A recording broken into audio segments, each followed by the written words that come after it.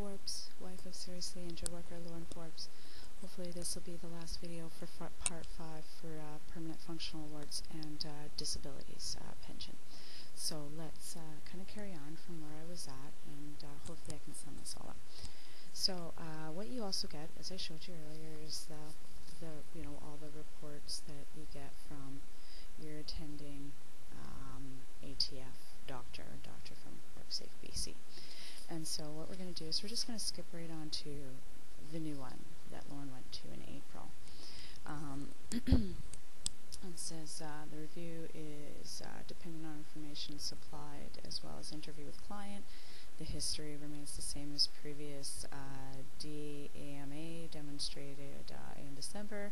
Since the report, the worker has been seen by Dr. Waterman on January 5th, 2007, and he failed to find any neurological injury.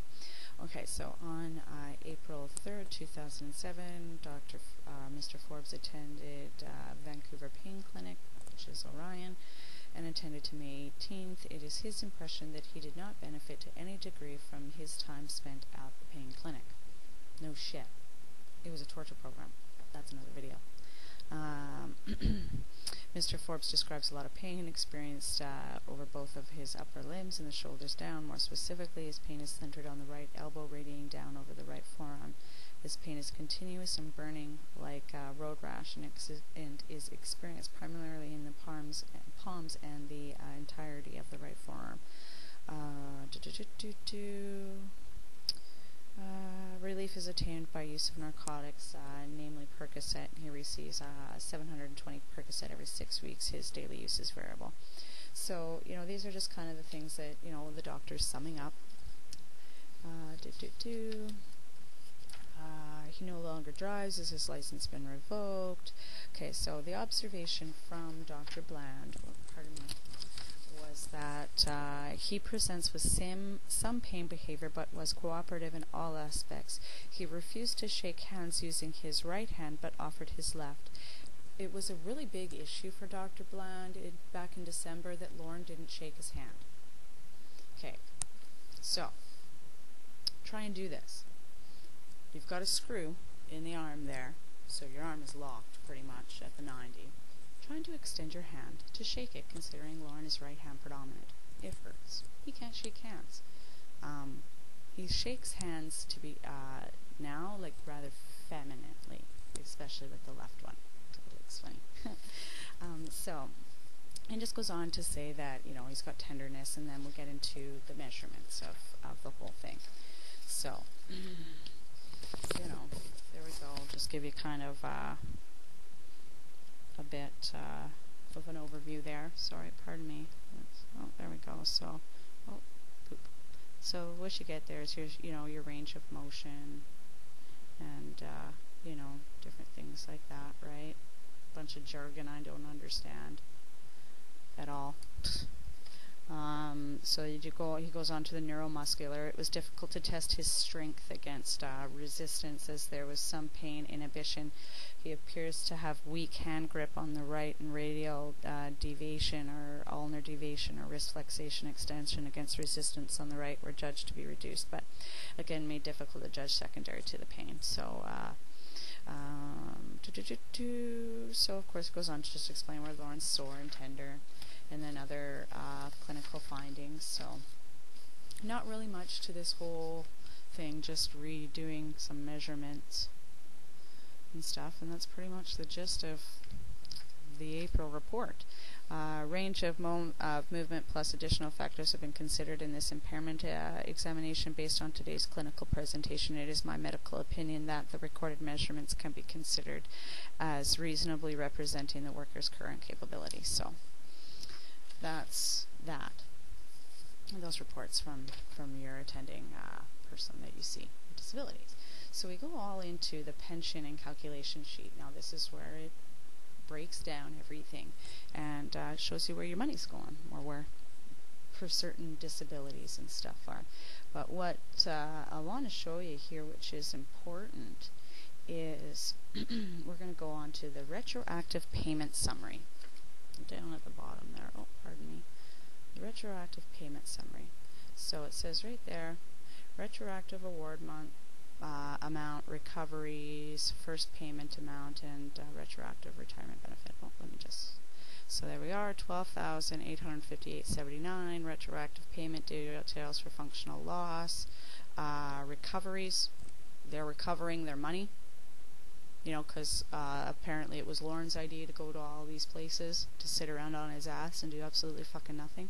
$11,269.16 was the retroactive payment to recover those things. So first payment amount in $15,89.63, and of course they did a retroactive retirement benefit in a total of $664.01. So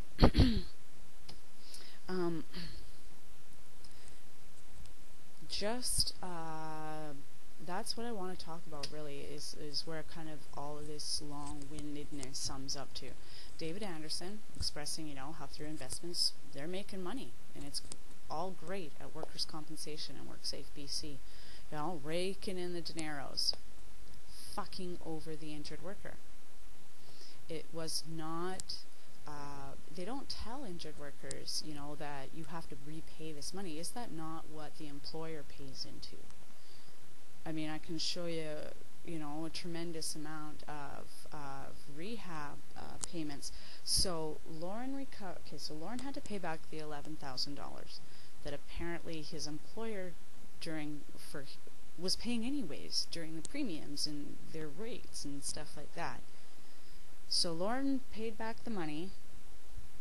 Does his lawyer get a rebate check? Or not his lawyer, I mean his employer or ex-employer. Does Designer Drywall get a rebate check of $11,000 and some because they paid into that, right? And the grand total of what, $130,000, that is the tonality of his claim costs, not including wage loss that they paid. So where does the $11,269.16 go? Where does it go? Lauren's employer, Lauren got hurt. Lauren's employer pays the benefits and pays EI and in WorkSafeBC, so he pays those. Every business has to. Lauren is not able to recover, goes off to numerous other programs. They decide, you know, he's plateaued. They take that money back from Lauren. He's okay, so he's repaid that money. Where does it go? Where did that $11,000 go? Does it go back to WorkSafeBC or does it go back to his employer? Does the employer get a rebate check? Where does the money go? You know, we didn't get to see it. Apparently, we were enjoying that during the last 2 years that Lauren's been dealing with WorkSafeBC. Now, could you imagine if we took out CPP on top of that? Holy shit. Wow. I don't even know what to say, you know, because I'm not really educated in all these kind of the matters of this, and I really wish some other injured workers would maybe post or even just email me with their stories and stuff in relations to their experiences with the whole pensions and disabilities award and the situation that's there. This is very concerning. You know, Doug Anderson, or David Anderson, pardon me, is that his name, Doug or David? I can't remember off the top of my head. It's early. You know, the CEO, anyways, of WorkSafeBC is, you know, we've made all this money. Our investments.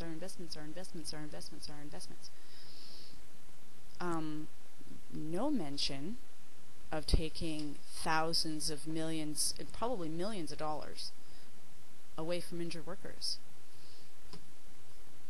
Thousands of dollars. That's $11,000. Gone. Bye. See you later. Gone back to the handout dish or whatever, or the collection plate that is WorkSafeBC. Where does that money go? That's what I'd like to know. Like, where does it go? I can't say that enough. We're just about, again, at the 10-minute mark. It's amazing how fast 10 minutes flies by. I don't know what to say about the whole thing. It's something else. But thank you very much for watching, and I'm going to make a couple more videos over the next couple of days, and hopefully I'll be able to encourage Lauren to make a video or two and express how he feels about it, and the fact, you know, that's all he feels he's worth is, you know, what is it, 24 point something %. It's very sad. Thank you very much for watching. Have a good